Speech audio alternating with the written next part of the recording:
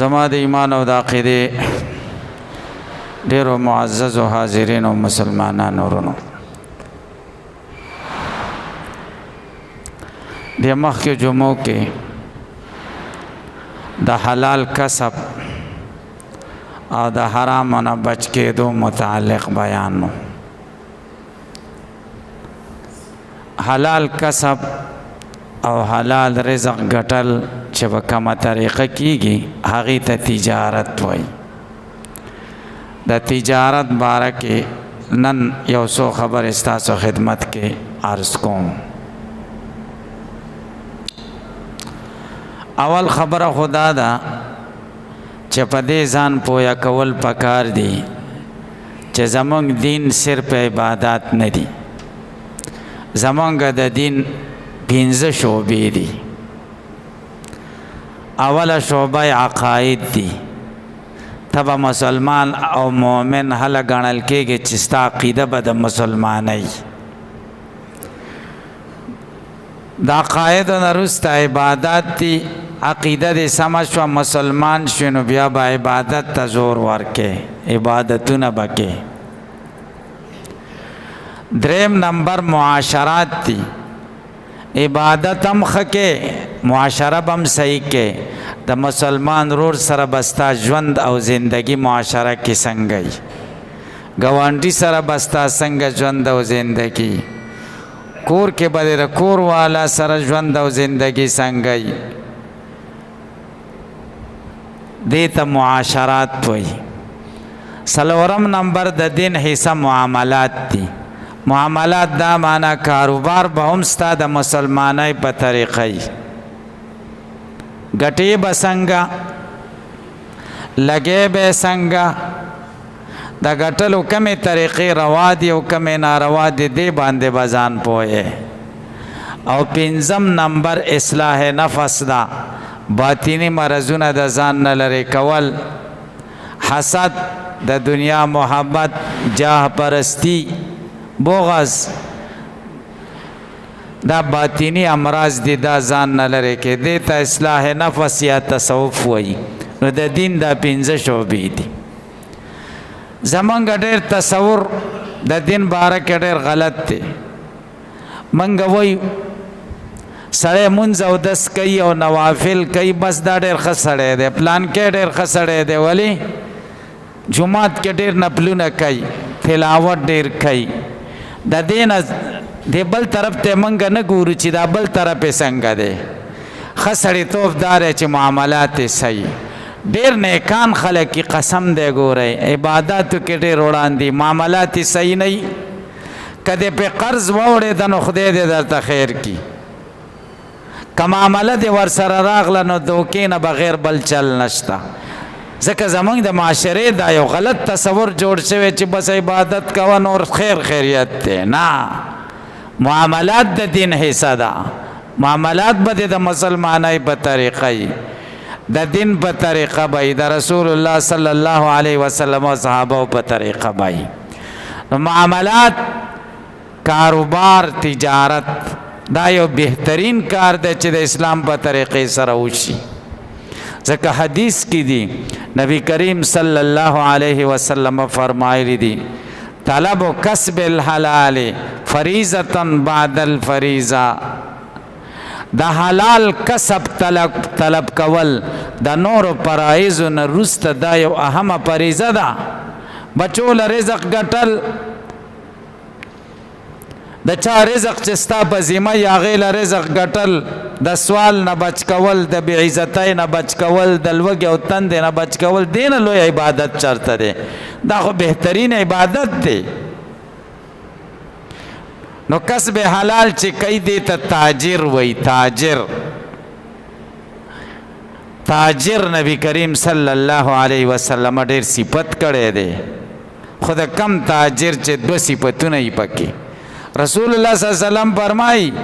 تاجر به د پیغمبرانو سره راپاسیږي، د صدیقینو سره به راپاسیږي او د شهداو سره به راپاسیږي. دومره لوړه درجه یې ده.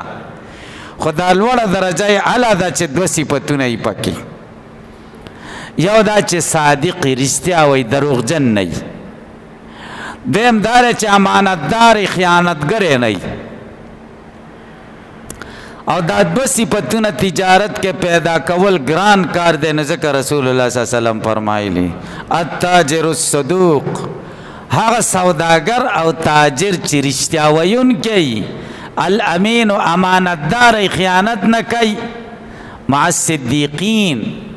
مع النبیین والصدیقین والشهداء د پیغمبرانو سره او صدیقین او شهدا سره به د قیامت پر ورځ را پاسي څه وړه خبره نه ده چې دا دو صفته یې پکې صادقی څوک ورته وایي دا پسو شوی دی ورته رښتیا وایي یو شی په لس اخیستی او په 1500 ورکوي او هغه ورته وایي خیر دی په 4.5 راکه او دی ورته د قسم نه لاندې وځي چې قسمونه ورته کوي چې په 4.5 په خپله نه دی شوی او 100 روپۍ پکې راګټه په دې 1500 واخله او د په 10 روپۍ اخیستی دا صادق شه که کاذب دا دروغجن شه دیم امانتداری تاجر باندې خلک اعتماد کوي دکاندار سودا ورکوي دا واخله چې کله د خرڅه کړه نو پیسې به راکړي کاروباري سړی په اعتماد کوي پیسې ورکوي زه په دې کاروبار کوه چې کله دې وګټلې را به کړي نو ګورې دویم صفت د تاجر دا دی چې دا فضیلت دی چې دی به امین پردو پیسو کې به خیانت نه کوي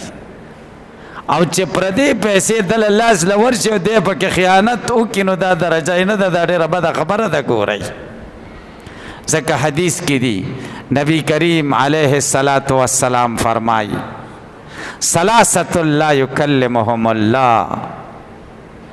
ولا ينظر إليهم ولا يزكيهم ولهم عذاب أليم درې کسان دي الله تعالی به ورسره د قیامت په ورځ د غصې او د غضب نه خبرې نه کوي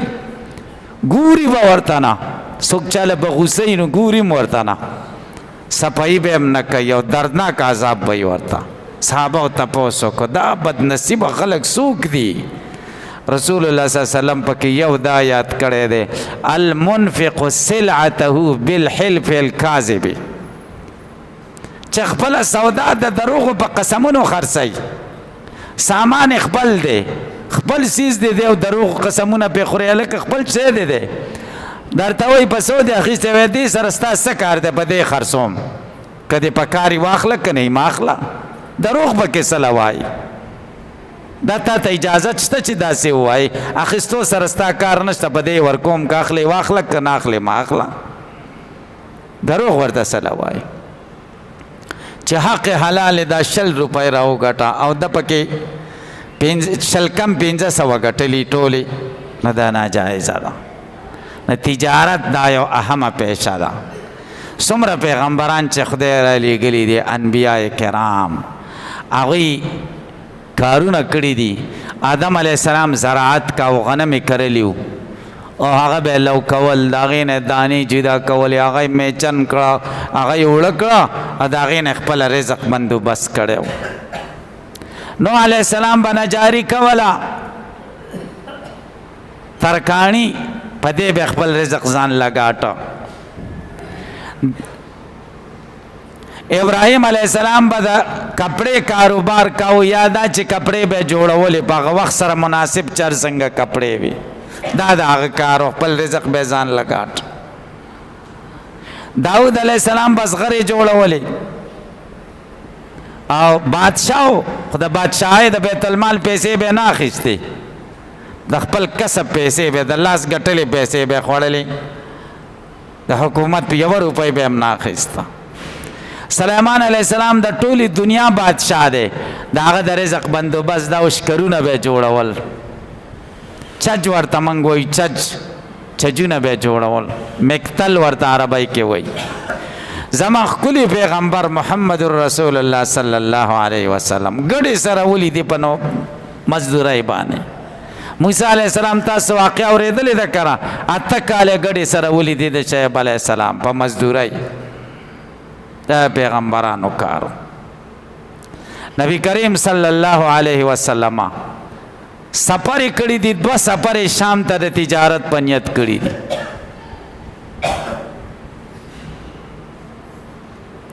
او د خدیجه رضی الله تعالی عنها مال ورسره د هغه مال به چلاو د دین وړاندې چې د خدیجه رضی الله عنها سره نکاح وکي دا یې سره لا نکاح نه د کړي دا غي د مال کاروبار به کاو پیسې دا غي وي کاروبار د دو مهنت د دو ګټه بنیموا بیا چې مدینه منوره ته کله لاړل نو انصار صحابه مهاجرینو ته ویلې چې زمونږ سب باغونه دي دام تاسو سره نیمو او زمونږ چې کورونه دي دام تاسو سره نیمو او منګه کې چې د چا دوه ښځې دي یوې له به طلاق ورکړي دام تاسو له درکو ځکه تاسو خو رالی دلته خو هېڅ هم نشته مهاجرین صحابه ورته وفرمایل الله تعالی دې ستاسو ښځې تاسو له مبارکې کړي ستاسو کورونو کې د خدای برکت واچوي او ستاسو باغونو کې د خدای او ځمکو جایدادونو کې خدای تاسو له برکات واچوي بس موږ له داسې وکړو چې د بازار لاره راته سیده کوي د مکې خلک تجارت پیشه او د مدینې خلک زراعت پیشه زمینداری به یې کوله ځکه مدینه د زمیندارۍ ځای او باغونه پکې او د کجورو او مکه خو د زراعت ځای نه و خو ټول غرونه و نو هغې خلکو به تجارت کو موږ تجارت پیشه خلک یو موږ زمینداري نشو کولی موږ له بازار لاره سیده کوي چې موږ خپل کاروبار شروع کړو تاسو څه له ځان بوج کوو نو انصار و صحابه مهاجرین صحابه ته د بازار لاره سیده کړه او د هغوی ضروریات پوره کړل هغوی تجارت شروع کړه نو خپله آمدنۍ او د رزق بندوبست به د تجارت نه نو تجارت حلال طریقې سره دا بهترین کار دی او دا په صحیح طریقې سره کې جایز دی څه کار راته روا دی څه کار راته ناروا دی دا کاروبار کوم په دې طریقې ډېرې پیسې ګټل کېږي دا څنګه دي اوس خو موږ کې مصیبت دا دی چې بس د حلال او د حرامو تمیز ورک شوی عبادت گزار او بزرگان خلک قسم په خدای که د حلال او د حرامو تمیز کوي بس هر څه ورغورځوي مونږ کې مصیبت دا دی مونږ وایي بس بزرګي دقه ده چې عبادت کوه معاملات مونږ شاته غورځولي حال دا دی چې زمونږ اکابرین په انبیاء کرام صحابه د امت مشران هغوی د حلال رزق څومره او د حلال تجارت څومره اهتمام کړی دی او دې ته څومره توجه کړې ده امام ابو حنیفه رحمه الله تجارت کو مونږ د امام ابو حنیفه په مذهب یو تاسو ټول وایي چې الحمدلله امام ابو حنیفه رحمه الله به تجارت کو د کپڑے کاروبار کو کله به چې ورځ وه مازدیګر وختي به دکان بند کا خلکو به ته تپوس وکړه چې دا ولې و چې اوس سړی راشي او کپړه اخلي نو ورځ د دا رنګ ورته صحیح نه ښکاري د زړه تمنا به یو رنګي او هغه به ورته د ورځ کې بل شان ښکاره شي نو دی به یې واخلي نو دا پیسې به ماله ښې نه شي ځکه مې وختي دکان بند که یو مزدور یې نیولی و او هغه ته یې ویلي و چې دا کپړه خرڅې نو ګوره دا عیب دی پکې دا خلکو له بیان که هغه کپړه خرڅه کړه هغه عیب بیان یې نه که هیر شتې چې راغې پیسې راوړې وایي دا د څه دي وایي کپړه مې خرڅه کړه وایي چې چا اخیسته هغه له دې عیب وویلې چې دا عیب دی پکې وایي نه رانه هیر شه وایي زر زر سړی راوله دا پیسې واپس ورکړه وایي سړی اوس د کمه شه سړی خو لاړه په مخه باندې ما نه پېژانده امام ابو حنیفه ورته ډېر غوسه شو او ټولې پیسې یې راواخیستې صدقه یې کړه دومره پاک کار به یې کاو په یو سړي قرض دی دروازه یې ور وډبوله سخته ګرمي ده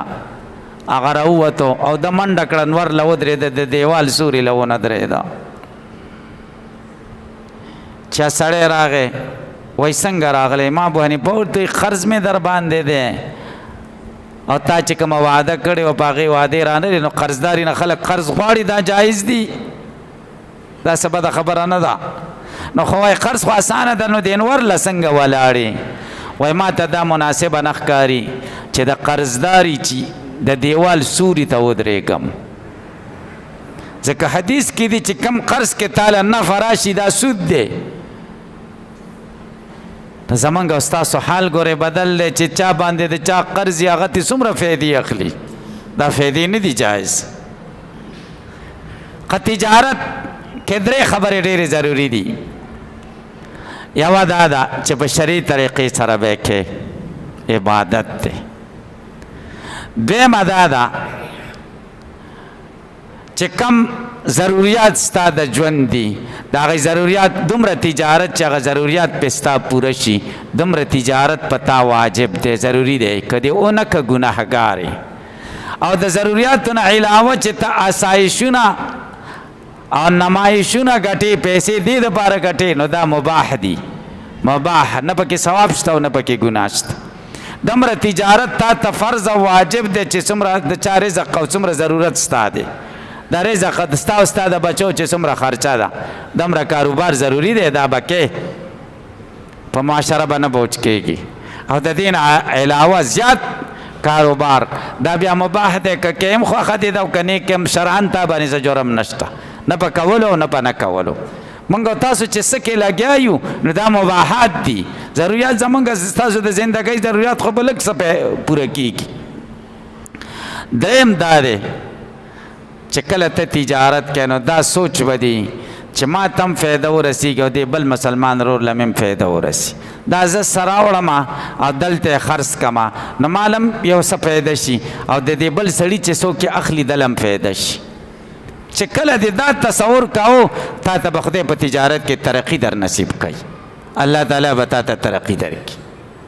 او چې دا سوچ دی چې زما کار وشي او د دې بل د دا ورمیږ ورمات شي تاسو اوس زمونږ په کاروبارونو کې خدا سوچ دی قسم دی ګورئ چې زما ته د فایده شي د دې بل د دا ورمیږ ورمات شي نو چې کله دا تصوري نو ته خو به وقتي طور باندې پیسې وګټې خو دې تجارت کې به خدای تا ته برکت نه اچي. ته به دا سوچ کې چې دې بل مسلمان له فایده ورسي ما ته هم وشي خو چې دې بل ته هم څه ناڅه وشي د دم بچي دي چې د دم رزق بندوبست وشي. دې وجې نه په حدیثو کې د خوراکي څیزونو د تجارت ډېر فضیلت راغلی ځکه د خوراکي څیزونو کې نورو خلکو له فایده وي وږي پې ماړه شي د هغوی کار پې وشي ضروریات د زندګۍ د خلکو پوره شي نو تا ګټه هم وکړه نور امت ته د خلکو ته انسانیت ته د فایده هم ورسوله. تجارت کې به برکت به څه کې خدای اچوي چې څه کارونه سړی کوي برکت به پکې خدای اله اچوي چې ته فرایض نور پرې نه دي چې تا سره د تجارت سوچ او د معاد د قیامت سوچ پرېږدي بیا پکې برکت نشته. برکت به پکې لای چې د مانځه ټیم د اودس ټیم د نورو عباداتو ټیم راشي د فرایضو چې هغه ته په خپل ټیم کې دا نه چې تا نه په تجارت کې مونځ قضا وي دې کې به تا ته رقم ځای نه خیر راشي. دویم دا دی چې ته به دعاګانې کې چې الله دې کار کې ما ته برکات واچي. دریم دا دی چې تا باندې د چا قرض راشي قرض به راوړې په ځان باندې را اړې خو دا تصور به کې چې دا به زه ورکوم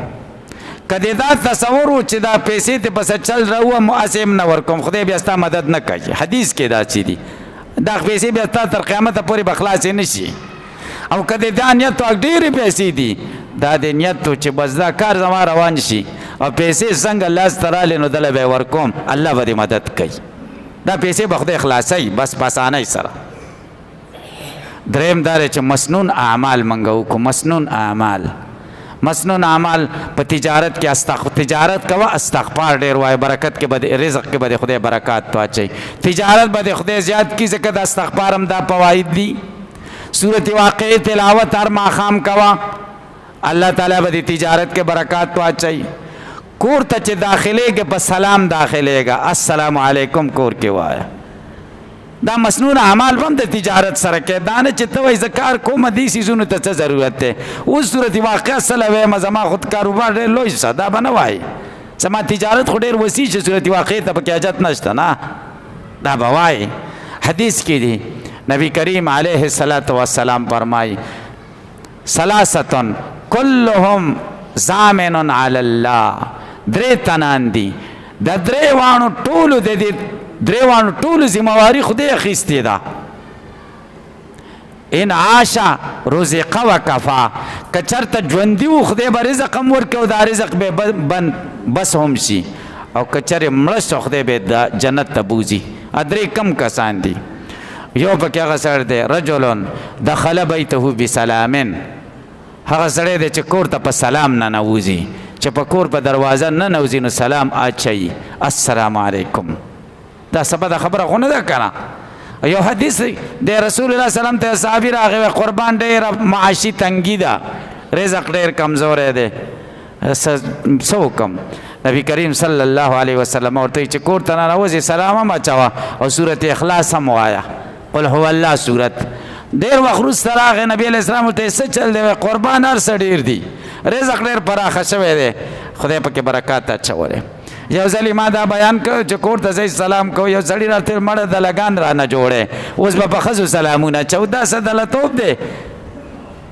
دا خو ډېره د ایماندارۍ خبره ده، کور ته سلام واچو، دا څه بده خبره ده؟ دې کې خو سره بې غیرتۍ خبره نشته، دا خو ډېره بهترینه خبره ده چې کور ته لاړ شي، دې سره مینه محبت پیدا کېږي، شیطانان تختی، الله کور کې برکات اچوي. نو دا مسنون اعمال هم د تجارت سره کېږي، الله تعالی به په کاروبار کې برکات اچوي، مصائبو نه به خو زړه کې به ځای نه ورکوو، ګورئ زړه کې به د الله تعالی او د آخرت او د دین سوچ. شیخ عبدالقادر جیلانی رحمه الله لوی بزرگ تیر شوی، لوی ځوان ورته زمونږ او ستاسو د پښتنو معاشره کې وایي، او دا غلطي کوي، لوی ځوان نه و، لوی سپین ږیری و، ځکه سپین ږیرتوب په عمر کې وفات شوی و، شپېته او یو نه چې واوړي هغه لوی ځوان یې که لوی سپین ږیری، لوی سپین ږیری نه دی، باید ممبر باندې ناست دی، څوک راغله غوږ کې ورته څه وویلې، ده وویلې الحمدلله. لږ شېبه وروسته بیا سړی راغی غوږ کې ورته څه وویلې، ده ویلې الحمدلله. وروسته تې شاګردانو مریدانو تپوس وکړه چې دا څه چل دی چې دوه ځله دې الحمدلله وویلې او سړي ته غوږ کې څه وویلې؟ وایي اول سړی راغی راته وویل چې تجارتي سامان ستا د تجارت کم مال چې په کشتۍ کې را روانو، هغه کشتۍ ډوبه شوې ده، ستا مال هم پکې لاړه. نو زه زړه ته متوجه شوم چې زړه کې مې څه حالات دي، نو زړه مې خدای ته متوجه و، صبر پکې و، نو ما ویل چې الحمدلله چې زړه مې د مال سره نه دی تړلی، په دې مې الحمدلله وکړ. دویم ځل څه وخت وروسته راغی چې سړی راغی، هغه راته ویل چې د شیخ عبدالقادر جیلاني مال پکې بچ شوی،